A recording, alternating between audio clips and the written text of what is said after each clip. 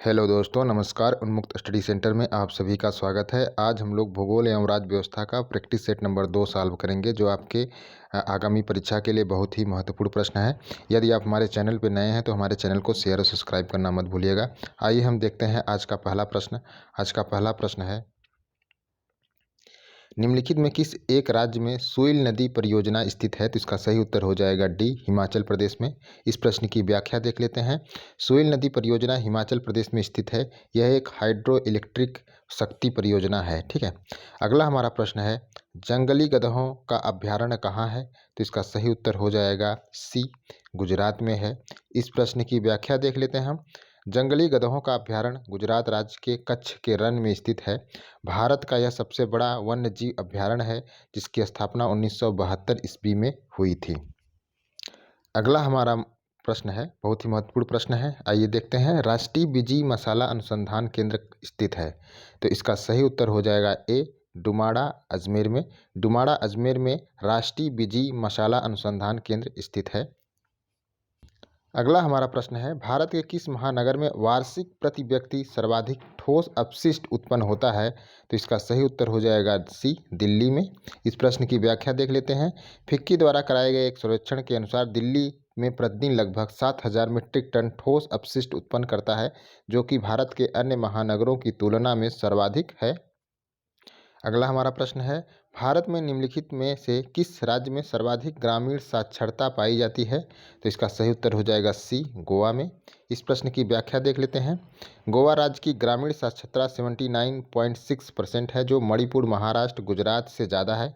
यद्यपि भारत में सर्वाधिक ग्रामीण साक्षरता केरल राज्य में पाई जाती है, जो कि 90.04% है।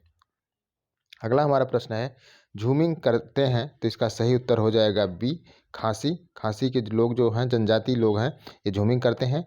इस प्रश्न की व्याख्या देख लेते हैं।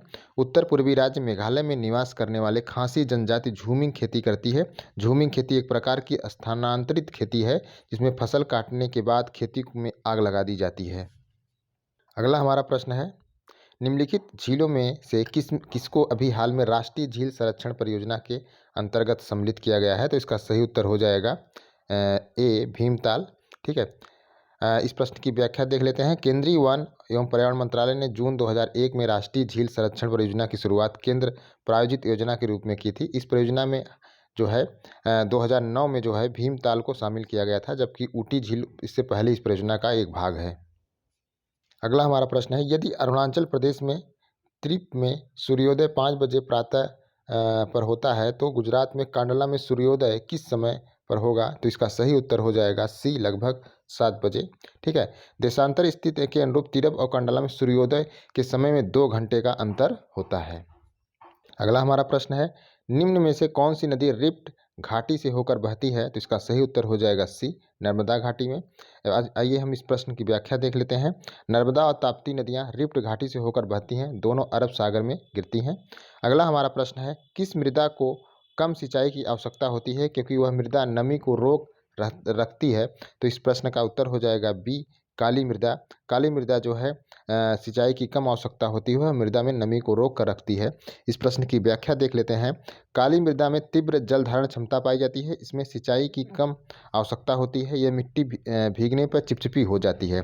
सूखने पर यह अंकुचित हो और दरार युक्त हो जाती है। इसी कारण इसे स्वतः जुताई वाली मिट्टी भी कहा जाता है। अगला हमारा प्रश्न है, मीठे पानी की कल्पसर परियोजना अवस्थित है? तो इसका सही उत्तर हो जाएगा ए, गुजरात में। इस प्रश्न की व्याख्या देख लेते हैं। कल्पसर परियोजना का उद्देश्य ज्वारी ऊर्जा उत्पन्न और कृषि, पीने योग्य और औद्योगिक उपयोग में आने वाले जल के लिए एक विशाल जलाशय भी निर्मित करना है। यह परियोजना गुजरात के खंभात के खाड़ी में स्थित है। अगला हमारा प्रश्न है, उत्तरी ध्रुवीय प्रकाश के लिए वायुमंडल में कौन सी परत जिम्मेदार है? तो इसका सही उत्तर हो जाएगा सी, आयन मंडल। इस प्रश्न की व्याख्या देख लेते हैं। उत्तरी ध्रुवीय प्रकाश वायुमंडल के आयन मंडल की परत में घटित होता है। ध्रुवीय क्षेत्रों में रात में होने वाली आकाशीय पर घटना है, ये प्रकाशीय घटना है। अगला हमारा प्रश्न है, रूर बेसिन प्रसिद्ध औद्योगिक क्षेत्र स्थित है? तो इसका सही उत्तर हो जाएगा बी, जर्मनी में। इस प्रश्न की व्याख्या देख लेते हैं। रूर जो है जर्मनी में प्रवाहित होने वाली नदी है। इस नदी घाटी में कोयला खनन उद्योग स्थित है। अगला हमारा प्रश्न है, निम्नलिखित देशों में कौन भूमध्य रेखा पर अवस्थित है?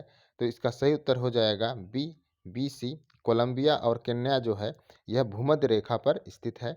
इस प्रश्न की व्याख्या देख लेते हैं। स्थल और जल पर विषुवत रेखा के 13 देशों से गुजरती है, जिनमें कोलंबिया और केन्या शामिल हैं।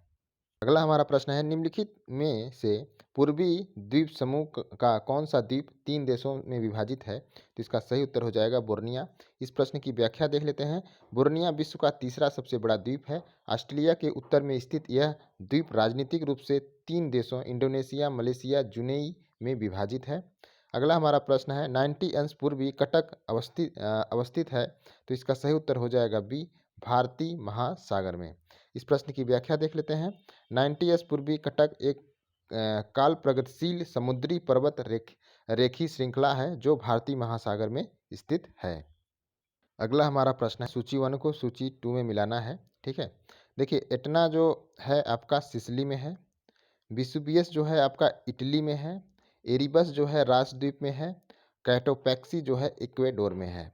तो इस तरह से इसका सही उत्तर हो जाएगा बी, 4 3 1, ए का 4, बी का 3, सी का 1, डी का 2। ठीक है, आगे बढ़ते हैं। अगला हमारा प्रश्न है, आंग्ल अमेरिकन संस्कृति परिमंडल में नहीं सम्मिलित किया जाता है। तो इसका सही उत्तर हो जाएगा सी और डी, यानी मैक्सिको और क्यूबा को जो है आंग्ल अमेरिकन संस्कृति परिमंडल में नहीं सम्मिलित किया जाता है। इस प्रश्न की व्याख्या देख लेते हैं हम।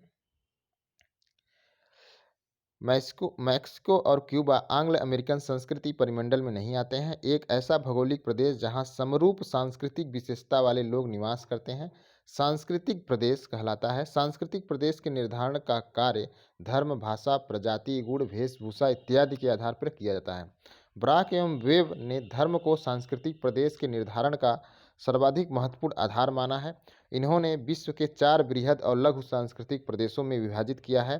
आंग्ल अमेरिका सांस्कृतिक प्रदेश, जैसे पहला हो गया रियो ग्रांडी नदी के उत्तर में, दूसरा मूल रूप से यूरोपीय सांस्कृतिक परिमंडल के उत्पन्न बहुराष्ट्रीय, तीसरा पूंजीवाद नगरीय औद्योगिकरण, चौथा रहन सहन का स्तर काफ़ी ऊंचा।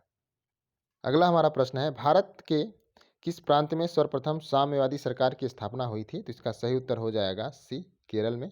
इस प्रश्न की व्याख्या देख लेते हैं।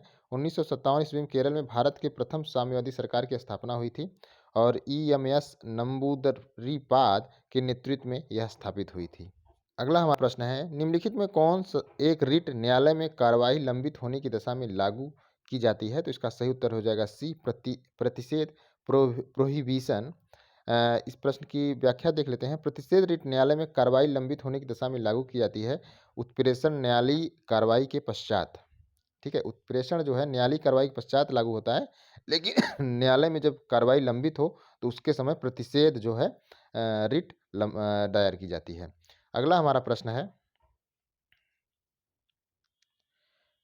भारतीय संविधान की प्रस्तावना में पंथ निरपेक्ष शब्द जोड़ा गया। तो इसका सही उत्तर हो जाएगा बी, 42वें संशोधन द्वारा इसको जोड़ा गया। 42वें संविधान संशोधन 1976 द्वारा भारतीय संविधान की प्रस्तावना में पंथ निरपेक्ष, समाजवादी, धर्मनिरपेक्ष शब्द जोड़े गए। अगला हमारा प्रश्न है, निम्नलिखित में से किस समिति में राज्यसभा का प्रतिनिधित्व नहीं होता है? तो इसका सही उत्तर हो जाएगा सी, आकलन समिति का। इस प्रश्न की व्याख्या देख लेते हैं। आकलन समिति लोकसभा की समिति है। इसमें राज्यसभा के सदस्य शामिल नहीं होते हैं। इसमें सदस्यों की संख्या 30 होती है आकलन समिति में। अगला हमारा प्रश्न है, संविधान में किस वर्ष नगरपालिका से संबंधित प्राविधान किया गया? तो इसका सही उत्तर हो जाएगा डी, 1993 में। इस प्रश्न की व्याख्या देख लेते हैं हम। पंचायतों एवं नगर पालिकाओं के संबंध में भारतीय संविधान की क्रमशः 73वें और 74वें संविधान संशोधन द्वारा भाग 9 का जोड़कर 1993 में प्रावधान लागू किए गए। अगला हमारा प्रश्न है, ध्यानाकर्षण सूचना के प्राविधान ने निम्नलिखित में किसके क्षेत्र को सीमित किया? तो इसका सही उत्तर हो जाएगा सी, स्थगन प्रस्ताव। अगला इस प्रश्न की व्याख्या देख लेते हैं। ध्यानाकर्षण की संकल्पना भारत की देन है। इसके अंतर्गत सदस्य अवलंबनीय लोक महत्व के विषय में प्रश्न उठाते हैं और ध्यानाकर्षण प्रस्ताव से स्थगन प्रस्ताव प्रभावित हुआ। अगला हमारा प्रश्न है, सूची 1 को सूची 2 से मिलाना है। ठीक है, तो अनुच्छेद 14 जो है समानता का अधिकार है, संबंधित है।